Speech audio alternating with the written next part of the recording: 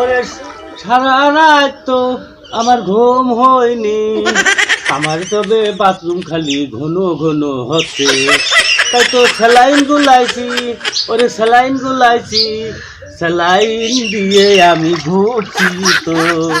ওরে আর পারি নে রে, আমি আর পারি নে রে, শরীর আমার ক্লান্ত হয়ে গেছে রে। চাচা কিরাম আছো গো? ভালো নেই গো। কি হয়েছে? ওরে বাবু সারা রাত খালি পেটে বসে গড়গড় গড়গড় করেছি সারা রাত। ওই দেখো পাখি দৌড় দৌড়, আমি জাতি জাতি আমার ক্লান্ত হয়ে গেছে আমি একেবারে, বুঝেছো? ও এই যে তাই এখন এই যে ব্যবস্থা নিয়েছি। কি করবে বালতি দিয়া?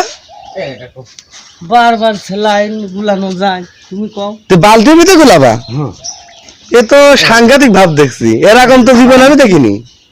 এর ভিতরে এই যে স্যালাইন, এই দেখো স্যালাইন কিনে নিয়ে এলাম, এই দেখো ও বালতি গুলা। দেখ দিলু, এরকম তো আমি জীবনে দেখিনি গো চাচা। রে বাবু এই সমস্যা হয়েছে, এই দেখো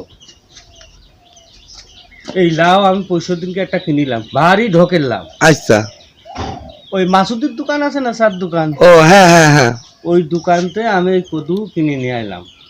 ওই রিপন আছে না, হ্যাঁ মুদি পো, ওই পো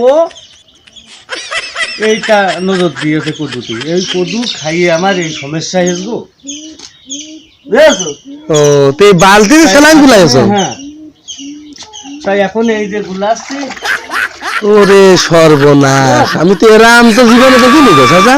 এইটা ধরবো মগের মধ্যে দেবো, আরে আম্মা, আরে আম্মা।